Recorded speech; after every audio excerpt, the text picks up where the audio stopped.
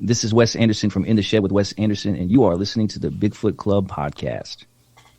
Hey guys, please go to our website at www.bigfootclubpodcast.com. Check out our merch and all episodes. Also, please look for our social media at Twitter, Facebook, Instagram at Bigfoot Club 1. That's Bigfoot Club number 1. Also, check out Matt Knapp's Bigfoot Crossroads on YouTube. Check out our new sponsor. For your Bigfoot-sized coffee cravings, visit cbgindustries.store. They have over 40 products to choose from. When you enter promo code FIRSTSIP, you will receive a discount on your first order. Remember, every moment has its flavor.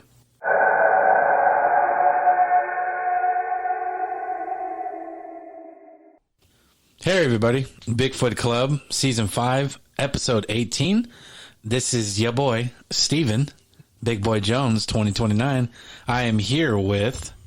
Bigfoot Bob. Hey, what's going on, man? Hey, man, what's up? That was a great entrance. Thanks. I've been working on it really hard. Actually, no, I did that in one take. Yeah, you sure did, man. Yeah. That's good, man. Yeah. How's,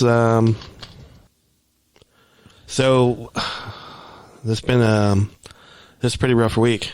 Yeah, it's been a rough week. I mean, this whole, like, I think, July through... Yeah, it's been pretty tough on us. But the good thing is we haven't lost anybody. But right, my wife Blair, she went through a mental breakdown last week. Mm-hmm. And she unfortunately had to go to a mental hospital and get some help. So. We talk about this because, not ashamed, and mental health needs to be really, really the forefront of everything. So it needs to be taken seriously because you need to be like, yeah, I don't feel happy. I don't feel. Yeah. I'm not in a good spot mentally, and people don't really realize that is that's always been a thing.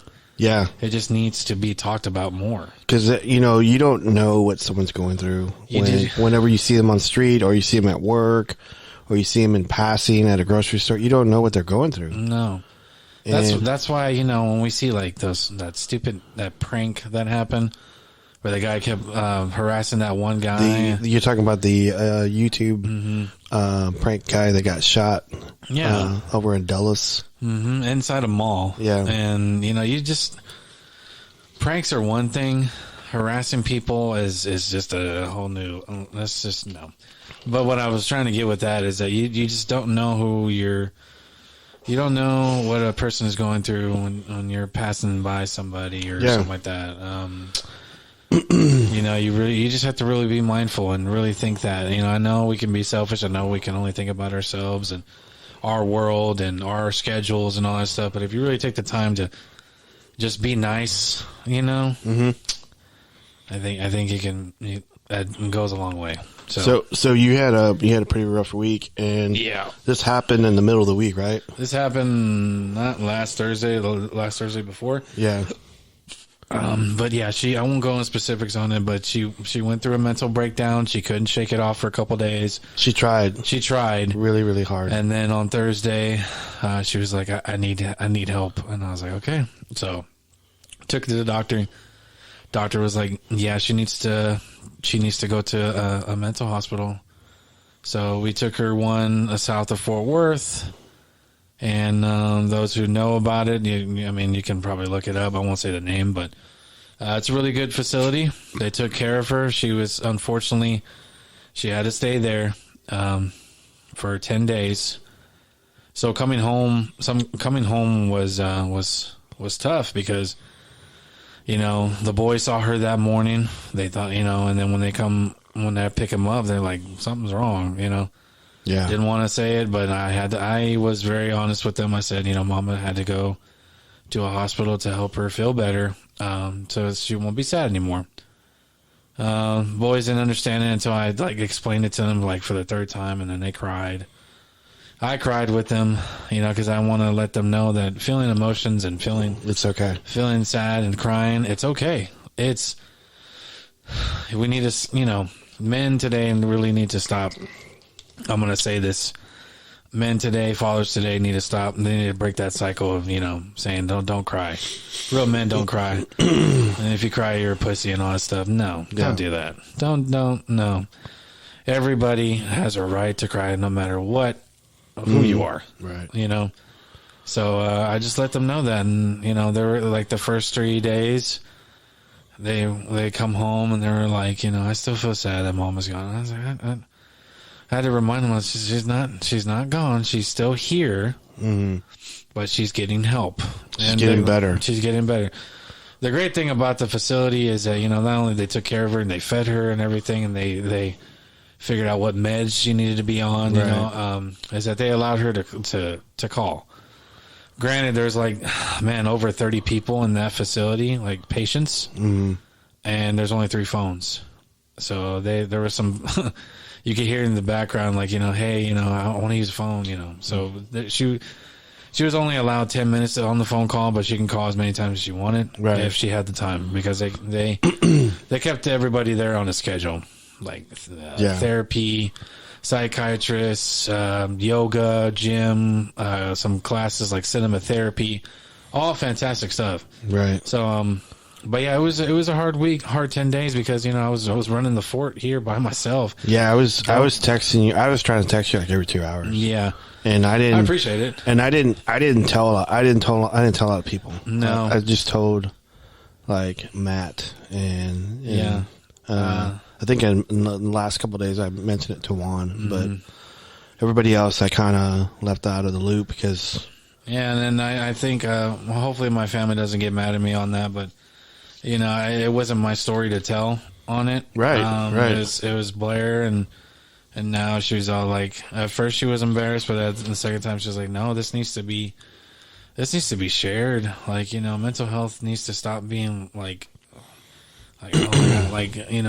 just talk about it. It almost feels like a domino because you've been going through it for the last, you've been going through it longer than any of us. Mm-hmm. And you've had struggles with it, and I know we've talked about it on this podcast, and you went out and you seek therapy, and then when I got sick, mentally I was devastated, and I mean, granted, I still need to go talk to somebody, but you were there for me, and certain family members that I let in to let them know that because I didn't break down in front of everybody, and it's just one of those things that I'm not. I know you tell me you've told me this before. It's okay to cry. It's okay to be be upset, and I was very guarded in who I cried in front of, and that's not helpful. No, it's not. But the thing is that I did cry. I did let it out in front of you. And then now I hate to say that Blair's going through it too now. So I mean it's almost like a domino effect with us right now. So it just shows that we're just trying to be strong for each other. When in reality it's okay to be like, man, I'm not feeling good. I'm not right. What's wrong? I don't know. I can't explain it. I mean it's good to be strong, but you can't do it all the time. No, you cannot. And then you're going to get some cracks, and and it's okay. It's okay to be down. It's okay to say, hey, I need help. It's okay to do that. And a lot of people just don't do that. And you find that a lot, with paranormal and Bigfoot stuff. So you have someone that lives in a rural county, and they'll see a Bigfoot, or they'll have a paranormal experience, and they go with their family members and they don't believe them. They don't support them. And it may lead into mental health, that what did I see? Why did I see this? And they get upset, and no one's supporting them. They don't have any support, venue. So if you need that, I mean, they reach out to someone, talk to somebody, friend, family member, neighbor, coworker, boss, pastor, priest, whatever, There's always going to be that one person that will be like, hey, I'm always here for you. Yeah. Take that to consideration. Yeah. They are They're there for a reason. They are angels sent by God. They're whoever, like a higher power, whatever. They're just good people that just, they really care about you. And if they say, hey, man, I'm here for you if you need to talk, listen to that little piece of advice. And whenever you do feel that way and you're like, man, I don't know who to turn to, talk to them. Right. Doesn't have to be them. If you feel embarrassed, talk to a therapist, seek professional help. I mean, you can go see a therapist. You can see one online. Mm-hmm. You can. There's plenty like, we're not going to, we're not sponsored by them, but like BetterHelp. Mm-hmm. There's that. There's a lot of resources out there that you can really, One thing that Blair showed me that what she learned was cinema therapy, and I think that's fucking great because talk about. I don't know what this is. Cinema therapy is they're two best friends. One of them is a therapist, actual therapist. The other one is a filmmaker. They're best friends, and they pick movies and they break it down as a therapist. And they talk about it. And recently, one I saw, Blair talked about it. It was with Thor, the last Thor movie, just Thor's character arc. How he was like he believed in himself, and then he went through so much trauma by loss and grief. Yeah, his brother, his dad, his mom, best friend, his dad, his mom, his city. He lost he was like, man, I'm not worthy anymore. And then he talks to his mom again when he goes back in time, and she's like, You've always been worthy. You're my son, And then whenever he goes like that and calls Mjolnir, and it comes to him, he's like, I'm still worthy, And I thought that was great. And when there's a lot of movies like that go into detail why we relate, like they did a Good Will Hunting, of all things, a movie about a therapist trying to help out a kid. Yeah, that was pretty emotional. Yeah, and they talk about how the therapist is like, the therapy that Robin Williams is doing is fucking fantastic. You can tell that he brought that in because he probably was seeking therapy, and that's how he was able to relate it. They were talking about Rocky Balboa, all the whole Rocky franchise of how the loss that he went through and stuff. So cinema therapy is actually great. If you look it up on YouTube. Is it like a channel or something? Yeah, it's a YouTube channel. Oh, okay. It's a YouTube channel, and they talk about almost every movie you can think of that has to do with something. I mean, we're not being sponsored by them either. No, but I think that was pretty cool that I watched Coco. I do a lot of Pixar movies like Toy Story, and I'm all like, what? Are you serious? All this shit here that I grew up on? Like, that's some type of therapy in it? Yep, there is. Yeah. So, there's just different types of ways to get help, and don't be ashamed about it. So it was pretty rough week. How did you find it pretty hard? I mean, if you would, I should have offered more. I'm sorry. No. I should have just stayed up here with you. No, you're good. I will say this: I give a lot of credit to single parents. Yeah. I don't know how they do it, day in, day out, night in, night out. Because you have, it's your mom. Yeah, that's what I was just trying to go. Like my mom did a lot of stuff by herself, and I don't know if there was ever a breaking moment with her. I'm pretty sure there was, but she never showed it in front of me. She never showed it in front of Victor. Or I mean, I used to talk with your mom all the time, so yeah, there was times when she did break down and. Yeah. I just offered more help. I would tell her I'd be there tomorrow and stuff like that. So, and that makes me upset a little bit. But I know if she was right here, she would be like, "That wasn't for you to worry about. You're my child, and that was my job. So you don't have to worry about that." Like when I took custody of you, to me that was really hard. Yeah, because number one, I had never been a parent. I've never been married. And all of a sudden you were my responsibility. I had to make sure you got up, you had clothes. But you were already doing that though. I know, but I'm saying now I didn't have a backdrop. I didn't have a safety net no more. No, yeah. It was just me. And like I had to budget money so you and I could eat, and then we could read books with the light on and have air conditioning. To me, that was pretty hard, as a single parent, because I don't know. I mean, even there was a time when I had you and Victor and Ollie all together, and I was getting all three out ready for school, and then, make sure y'all guys got on the bus, and I went to work, and then came back home, and I only did it for a short time, and that was exhausting. Yeah. And your mom did it for like years, and so for single parents out there, man, we applaud you because it's tough. It is tough. So I had to make sure I didn't break any type of rhythm because I didn't want the boys to feel like, man, this week is just crap. Like, So I had to make sure I got up extra early, and I realized, or Ricardo was like, can I take a shower in the mornings? I like to take a shower in the mornings. It wakes me up. I'm like, okay, are you sure? So that kind of threw me off. I was like, man, come on, dude. Of all weeks, you're going to do this now. But maybe it's what he needed. That's what he needed. So that's what I was thinking. And at the end of it, it was actually easier, because I only had to worry about Sebastian taking a bath at night. He still wanted to do that. Right. So I only had to worry about Sebastian. Ricardo stayed up a little bit, and watched TV, and that's what he wanted. That was his thing. So I allowed it. He's smart. And then whenever he got, as soon as I would get ready and I'd get out, and it would be like 6:10, I'd be fully dressed, and he would wake up, and he goes, I'm gonna go turn on the shower. He'd be really like, But as soon as he got out of the shower, he would come out refreshed. I was like, okay, this is working. Yeah.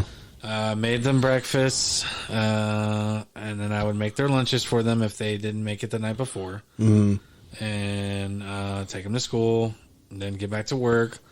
Then I think Wednesday they have the violin lesson. And I went to that. I didn't cancel it. I told their teacher that, hey, go ahead and put me on this. I'll be there for their lesson. She was like, okay. Went there, and the boys were excited. Like, oh, you're here. We're doing the violin lesson. I was like, yep. So show me what you got. Show me what y'all been learning and what y'all got. And pretty much show me what you got. Show me what you got. And didn't break that. And then, and then we were like, yeah, we can do this. We can, Mama comes home Friday.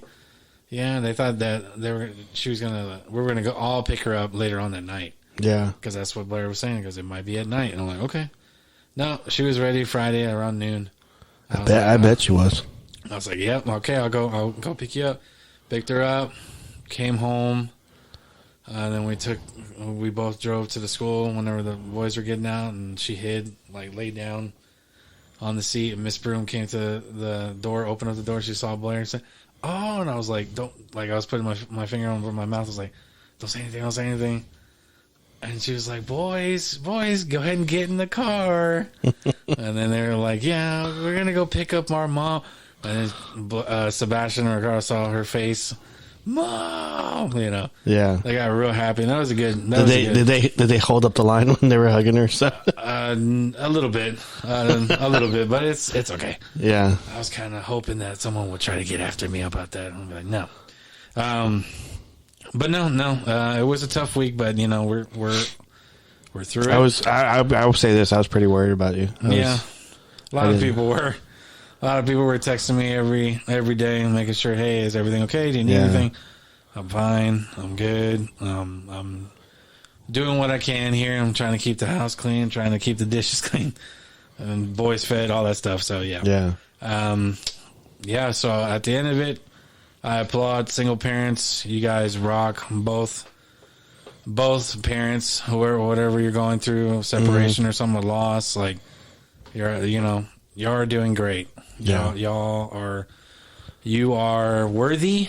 You are the best at what you do, and never forget that. You got it down. As long as you get up and then get your kids ready and show them the routine and all that stuff, you're doing what you're doing. Yeah, that's all you can do. Yeah, I knew you were gonna be okay, but I was worried, and but I don't know. I know I probably don't tell you this enough, but I'm really proud of you as a parent, because you're my legacy. Mm-hmm. You're not my kid, but I raised you most of your life, and so you're like my legacy. So how those boys grow up is a tell sign of all the hard work that we've done. So yeah, but that's man, I'm just really proud of you because you do great. And I mean, because I don't know, you know.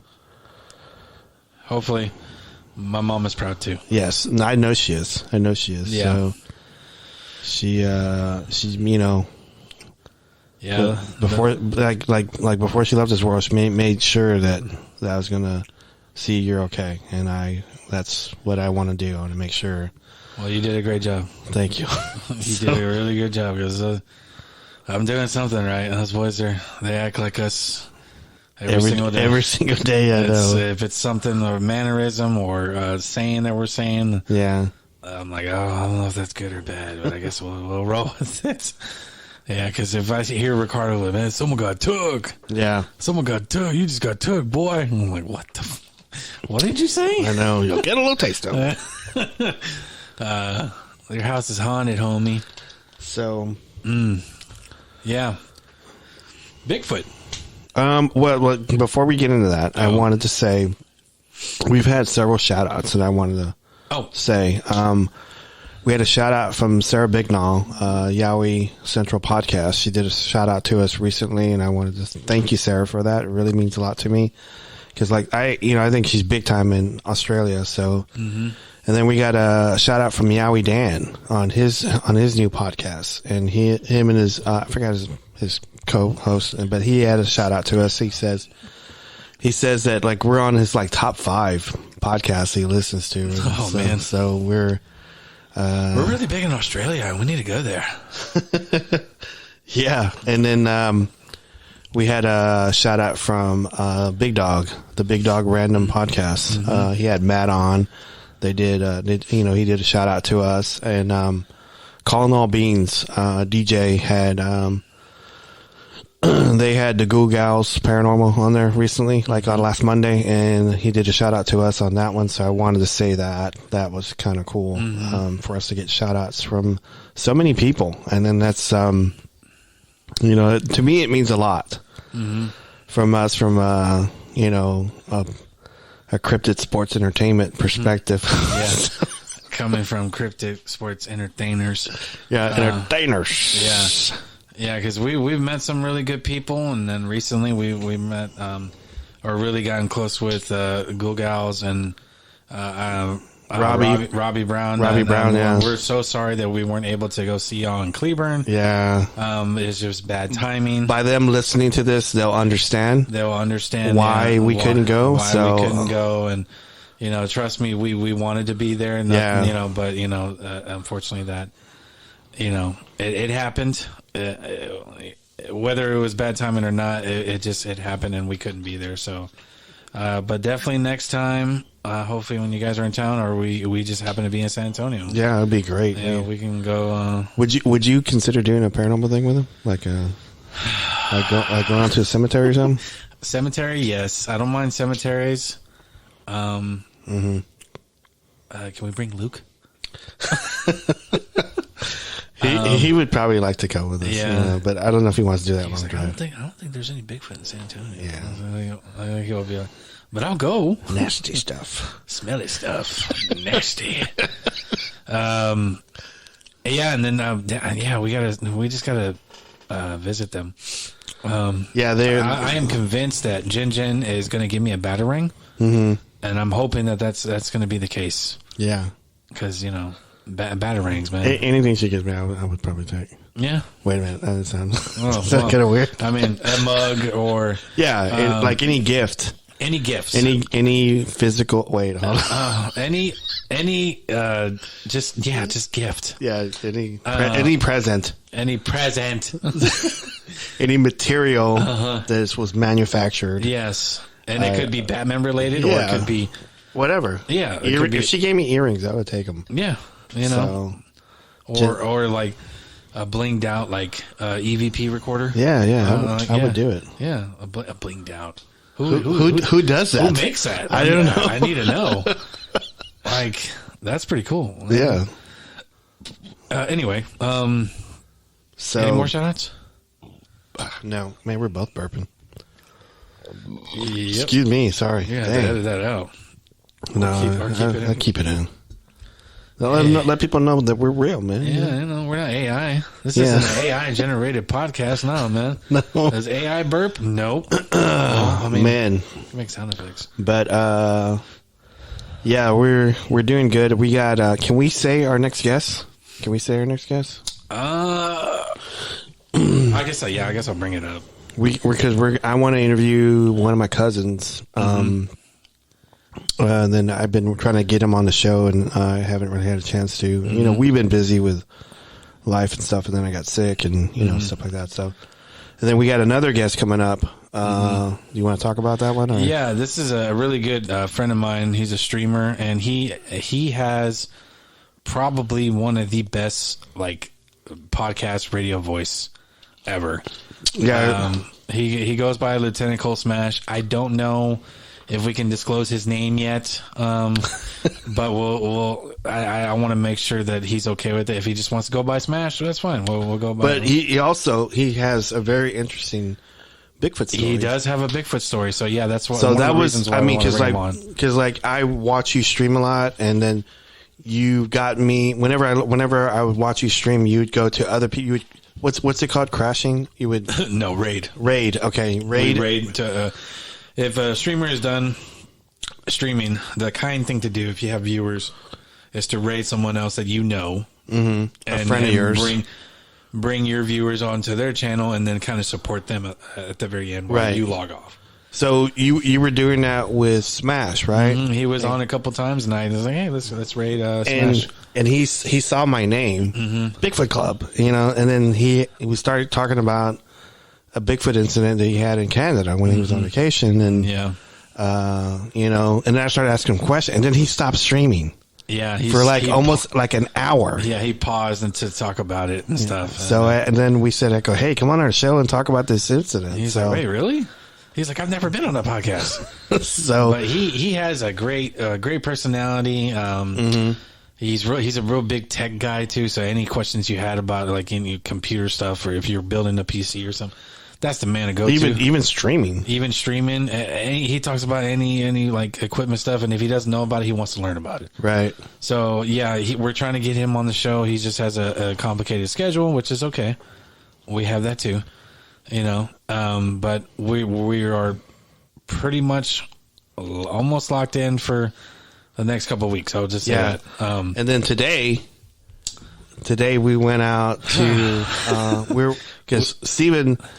I'm not going to say where you live, but we went to an event today with Sean Warner, the great author. Lee Howard and the Ghosts of... Lee Howard and the Ghosts of Simon Pierce Manor. Lee Howard and the Ghosts of Simon Pierce Manor. Simon Pierce Manor, yes. He just blew up on TikTok. Let's say that. He did, and he was in Hearst. He was at a writers convention in Hearst, and we actually ended up. This is today, a couple hours ago. We went to go see him. Yeah, so we were super underdressed. I'm not ashamed to admit that. Yeah, I like to wear my casual everyday shirt, regular plain shirt and shorts. I want the dress. Even on the fall or winter, I'm always wearing it. Hey, I've been doing it a lot longer than you have. So I don't know, man. I don't know about that. And then we go to this place, and I'm all like, okay, cool. We doesn't look that many people. Nobody's stopping us. Yeah, we're supposed to have a badge. Yeah, we walk right in. We walked right in because my dumbass read it wrong. It's 7 a.m. to 7 p.m. and we went there at 7:26, and it was over. Yeah, it was over. It was just a mixer, right? A mixer where all the people that stayed over, all the writers or want to be soon to be writers. I'll say that, or writers that are trying to harness their craft. Yeah, harness their craft and all that stuff. It was basically a writers' conference. If you're an author or struggling or something like that, or if you want to be an author, they have classes there to kind of point you in the right direction of how to get your books published or something like that. Right. Writing techniques, all that stuff. So Sean Warner was there, I guess, presenting, his six latest He was on a panel. He was presenting. Then he did some classes there. And we were...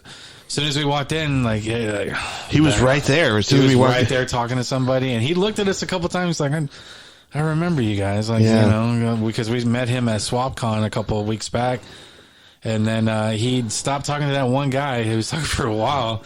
And he was putting his drink up, and I was like, Mr. Warner. And he came to us, and he was like, hey, I want to say I know you guys. I saw you at SwapCon with him. And we're like, yeah, Yeah, he remembered us. He remembered us pretty well, and we're like, and he was like, did y'all email me something? Like, wanted to interview me and do a podcast, right? And I was like, yeah, and I didn't get back with y'all, right? And I was like, no. I know he felt real bad. He's like, man, I am so sorry. Yeah.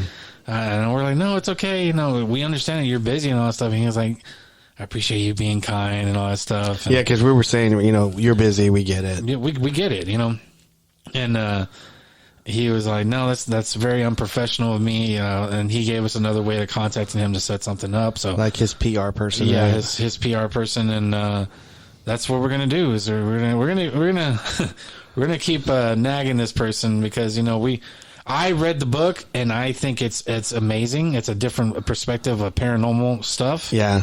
And, and I just want to get him on here, and I kind of want to do a Sean Evans style, like from Hot Ones. But without the hot food. Without the hot food, no. But there won't be any hot questions. It was just, I just want there to, because I know he's getting, like, bombarded with, are you writing a sequel? Yeah. Obviously, yeah, we want to know on that, but he kind of confirmed that when we were talking with him. Yeah.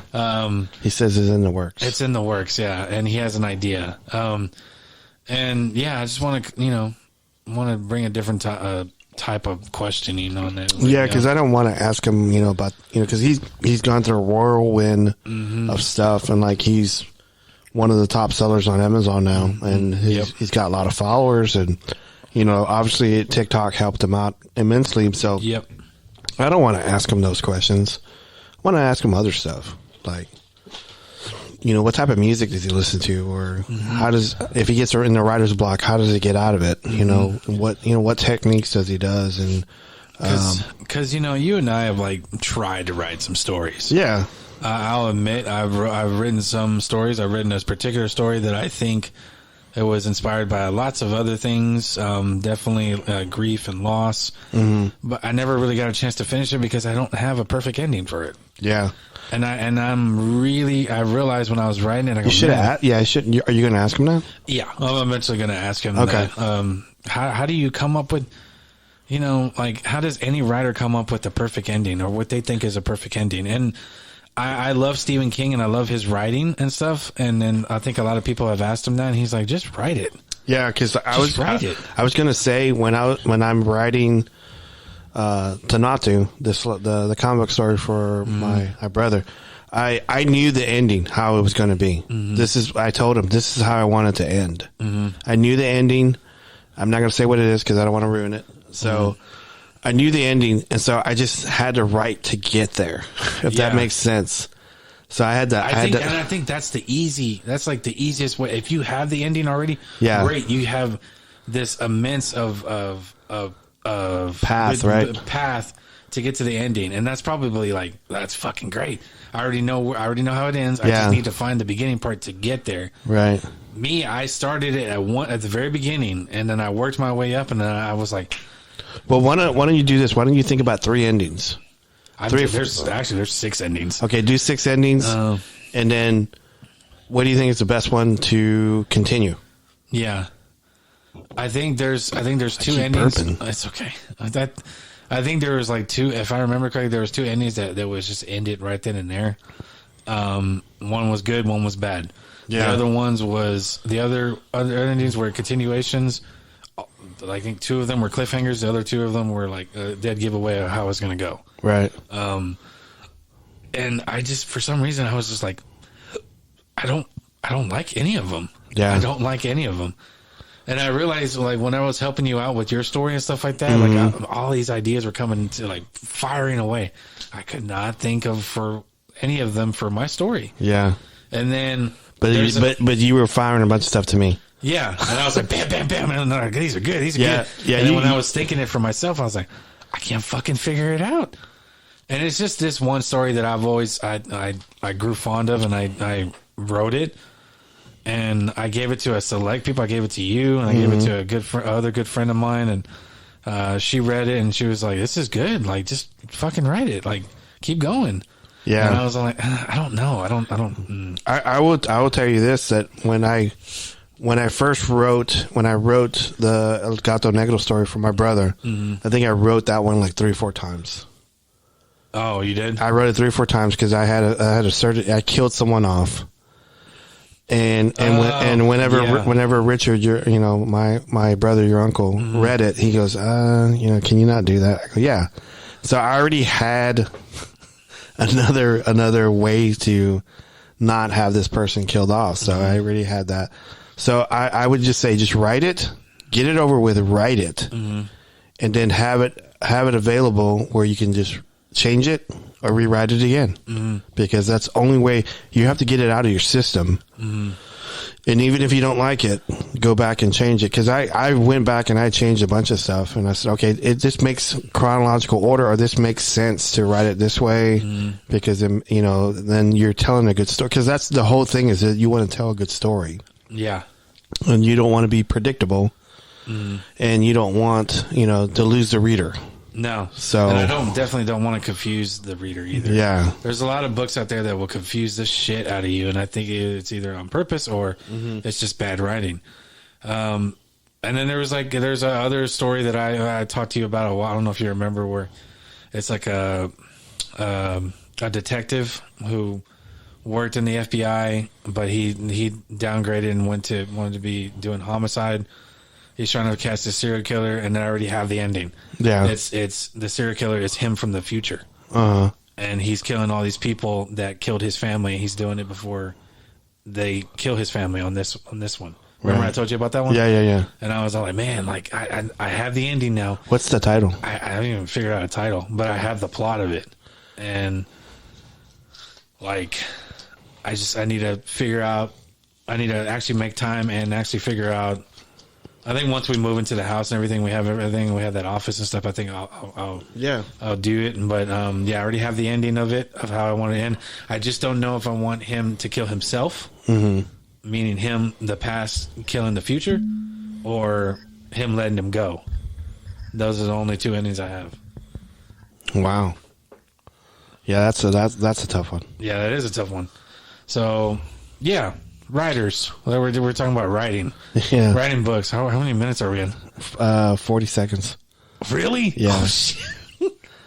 If I don't count the first 3 minutes talking to Grandma, it's like 37. Okay. Yeah. Well, we eventually had to talk about Bigfoot before we get memed.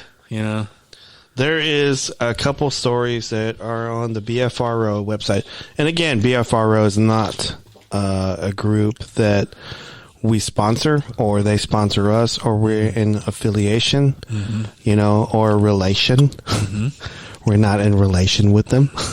No, sir, we are not no relation. So there's like three reports that came out September the 1st. That's the most recent one? Yeah. This first one is report 36817. Submitted Sunday, October 28th, 2012. But it was just reported recently. What the hell? The year was, 1959, summer, August 1st, Iowa. I think I'm going to probably butcher this name. Delbel County. Summer of 1959, having worked on 2 previous summers as a counselor in training, I worked as a full-fledged counselor in Little Cloud Girl Scout Camp west of Dabbleek, Iowa. On the first day of the final camping session, the girls arrived and were escorted to their tents to unpack and get settled in. Just as dusk, I was approaching the main lodge when I noticed a dark figure standing in the shadows near the craft hut. That's kind of creepy. I mentioned this to the camp director husband, Big Daddy. That's a great name. Wow. Thinking that all the parents have not yet left. He said all the parents had left some time ago and called the sheriff's office to report this. Deputies arrived and checked in the area, but didn't find anyone.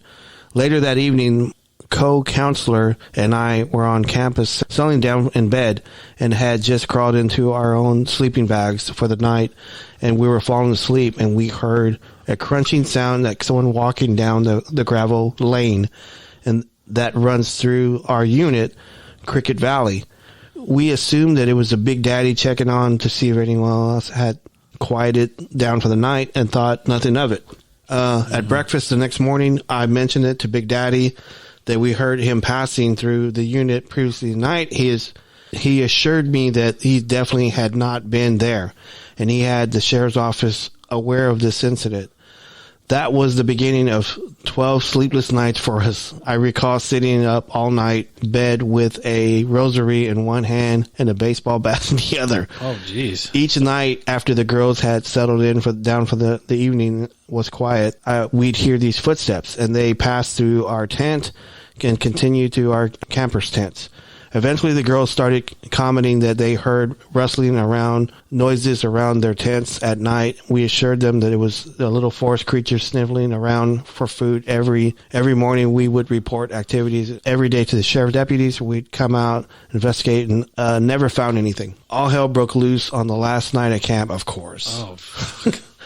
Everyone was busy packing to go home, including the counselors and the camp director and her husband. Mid-afternoon, after the campers had all left, they discovered that her tent had been trashed, and her clothes and other personal items had been opened, suitcases pulled out and thrown around the tent, and alarm clock had been smashed. And once more, the sheriff came out to investigate this and decided to remain in the camp. We returned to our unit for the night, and just as we went to bed, once again, we heard footsteps. And since we knew that the deputies were still around, we took a shortcut up a dirt trail to the main lodge to advise them on this. They accompanied us back down the hill, and we heard all the gathering around discussing the situation. We suddenly were heard extremely loud, horrific scream. I can only describe it as a scream of a primal rage. That's interesting to say that. Coming from the near most remote tent of our unit. At the same time, we heard a loud crack of tree branches breaking. 2 deputies were sent back to check it out. They thought that they didn't have any evidence of a prowler, and then discovered that a large branch had been broken off, completely off. Matured maple tree was lying on the ground, and nearly, as I can recall, the branch had been growing at least 7 or 8 feet from the ground. It was approximately about 6 to 7 inches in diameter. That's thick. It's a thick branch. I remember thinking that maybe the prowler had been hiding in the tree, and then the branch broke off of his weight. In retrospect, if the prowler had been that heavy, how he could have gotten up there, the tree in the first place. So that's interesting how there's more to it. Interesting to use primal rage. And I almost want to say that I think, I made it sound like it was just one Bigfoot. And it could have been a lot more, but it's probably one. And I know they don't really talk about this stuff, but what if some of the counselors were on their cycle and maybe caused this Bigfoot to come around and start looking for them. So, any thoughts? I agree. Because it was only one tent, right? That got trashed. Yeah, just one tent. And there was it went through her personal belongings. Yeah. Yeah, I think it was. They said it was the first. I think it was the furthest one. Probably closer to the edge of the woods or something. Girl Scouts. What was the significance in the alarm clock?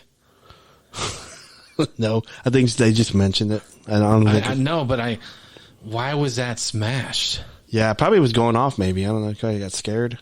It didn't say that. But I'm just assuming. So the only thing I can think of on that is that maybe what if it thought it was like a camera? Yeah. Or some type of weapon, and it's just no, and it smashed it, and that's the only thing I could think of. It's just I think you're right on the whole one of them being on their cycle and stuff, and so it didn't say how many women were there, but no. if you have an all girls Girl Scout team, you got to have a lot of women there, because they don't, they wouldn't want a lot of men. Yeah. So, Yeah, this one was it just sounds like a curious one. Big time. Big time. And the screaming part, I don't know if that was because they were close on something. Mm-hmm. And it was trying to scare them away. I don't know. I don't know on that part. Maybe they were just camping near their route that they like to take. Yeah. And they just happened, they're like, what, you know? Because if you disrupt any routine on anybody, whether it be a human or a type of animal or something like that, it's gonna show some type of frustration. If I was investigating this would what I would think it would probably be. It'd probably be a juvenile, an older juvenile that got pushed out of a group because he was getting too big and he didn't want to challenge for the alpha for the harem, whatever. If there were multiple Bigfoots that were female, you know, the top alpha one, I'm just guessing, would have, you know, pick up his litter of all the female Bigfoots. And so when this one male, if a male Bigfoot was getting older, they push him out. And so this was probably one just looking for, you know, he smells probably a cycle, thinks it's another female Bigfoot, so he's just going to go check it out. That's what I'm thinking outside the box on that. So yeah, that's pretty good. Yeah, that's what I would. Yeah, it just sounds like a curious one. Yeah, I'll just say that. I'll just say that. He's looking to see what's there and why are these people just randomly just sleeping on the floor? So when he discovers the one that they're not female Bigfoot, he gets pissed off and trashes that one dead. And then specifically the alarm clock. This is so weird. Like that's the one that really, like, I was like, oh, okay, symbolic. I don't know. He trashed the plate and the alarm clock. What? Fuck this alarm clock. Yeah, it's just like, it's time to go. The time is now. Okay, I'm going to move on to the next one. Okay. Report 76259, submitted by witness on Monday, August 14th, 2023. So it's recent. Oh shit. This was 2023, summer, August 8th, Missouri, Clinton County. I was taking my dogs outside, and I've been taking a spotlight with me because there have been a lot of coyote activity. I was scanning around with the spotlight, and about 300 feet from me is a clearing of a soybean field. I shined the light past there, and they had seen two sets of glowing eyes. So I shined back from those were at least 7 feet tall. When I held the light on them, they both hid behind a big bush. I watched it for a while. They kept peeking around its heads out around the bush. So I turned the light off and on again, and then they had been looking back at me, and they would hide again. Had me pretty shaken up. So I went inside for about 20 minutes, came back out, and I walked down to where I had seen them, and they were gone. And I was still pretty shaken, so I had to get closer, but it was crazy to see how big these stood. No animal in the area stands that tall and would be behind a bush to peek out. So that was his incident. I'm not going to read the notes of let me see here, Orlando Richardson, whoever he is. So I'm not reading that. So that's kind of creepy, you know, soybean. So I'm assuming, you know, that's its food source. This guy interrupted these Bigfoot. So he says heads on this. So I'm assuming. That's where I'm like, so did he see two sets of eyes? He only said he only saw glowing eyes and it hid behind a bush. So he said. But he said heads. Heads, yeah. I don't know. I mean, I thought I read it right. So let me see. Peeking their heads out around the bush side. And he said there. So their heads out. They kept peeking. Yeah, their heads. So it could have been a parent and maybe a baby Bigfoot that was on its back. They were both.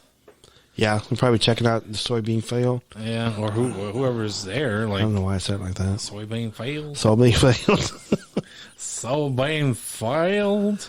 But that one's interesting. Yeah, creepy but interesting. No alarm clock. No alarm clock. No alarm clock on this one. I'm gonna carry that one to the end of time. Yeah. And then we'll eventually meet that Bigfoot. He goes, I'm the alarm clock Bigfoot. You SOB. How dare you? What did that alarm clock ever do to you? I know, right? Other than give you the time. The time is now. Yeah, man. I think we could probably end it there. So, Is there another one?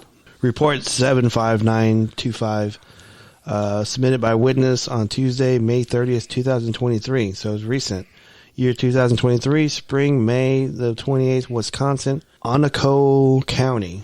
Sunday on May the 28th, between 7 and 8 a.m. Central Time, I was driving north Pishatu Brook Road, where I came across a 90-degree corner and left, and then turns into a North Branch Road. To the left, North Branch Road was going off, and to the right to move to Ulatava Trail Road, and it came across a corner of Izzy's Lane and Gravel Road. This is in North Onconto. I can't even say this right. Onconto County, Wisconsin, mostly wooded swamp near the Onconto River. Good God. As I neared the corner, I saw a black and brown large figure of a man that I thought had been broken down on a trail. And it was walking down south forward Pishatu Brook Road. Good Lord. I stepped in they got the worst names on here.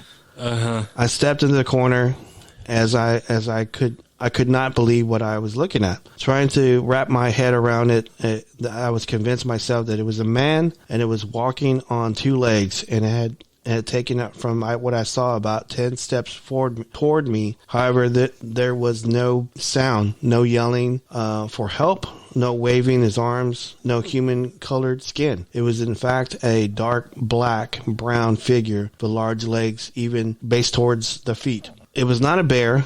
It was not a human. I looked around the corner and I could see it had distance down North Branch Road that a human was walking east toward me in that direction. And then I looked back. A black-brown figure went into the ditch and disappeared. And I was convinced there was a Sasquatch. So there's a lot more to it. So, wow. So he was walking? The guy?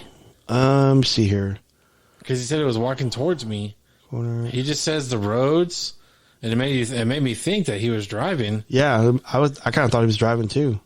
But if he was walking, that's scary. And he said it was walking up towards him. He's like, "Oh, geez, oh no." Yeah, it doesn't really say he was driving. What the heck? It came in a 90 degrees turn. I left and it turns into the North Branch Road. Yeah, it doesn't. If he was walking, that's fucking scary as shit. Yeah, he runs into that. It makes sense because if he's walking. The Bigfoot can't hear a car coming. Yeah. Doesn't hear the engine. Yeah. So he's like walking in its normal case. Wow. So later on in the thing here, it says, then I continued on my drive, coming closer to the human walking down North Branch Road. I am not the best reader, so I'll say You that. are. So, if he's going down there, because like you were saying, I thought he was driving, and if he was walking, that's fucking scary. Yeah. Because he didn't say when he saw it, he ran. Yeah. So I'm assuming he was driving. But, most people who talk about 90 degrees turns are usually driving, and this thing was coming down. I wonder what it was looking for. It didn't say whether he was listening to music or like that. Yeah. Because it sounded like to me this Bigfoot was interested in who's coming up the road. So if he's walking, he would say he would saw it and probably run. So I'm assuming he's driving. Again, I'm going to say that. I don't know why I keep saying it. Yeah. But I bet this Bigfoot just came out just to see, hey, who in the hell's coming up this road? And I don't know why. I've heard multiple Bigfoot reports of Bigfoots being sighted on a 90 degrees turns. Like, I think even Matt's story of the Mexican one was on a 90 degrees turn. So I'm pretty sure of that. So, but I've heard multiple stories about it. Is it because they're able to see something coming from Probably. the side? Like, okay, it gives me time to turn. That way I can at least, if they only just see my, my Yeah. backside, So yeah. most 90-degree turns are made probably because of foliage, or maybe there's electrical or gas right away and they can't really move it. They can't put a road through it. So they have to do a turn that way. So maybe, I don't know if we were to look this up, I'm pretty sure there's probably, let me see here. Because he gave pretty good details where it was at. Yeah. He didn't put, because most of these things will have longitude and latitude and stuff. Mm-hmm. This one does not. And if Preshingo Brook Road. I mean, I butchered the shit out of these names. Mm-hmm. But oh well.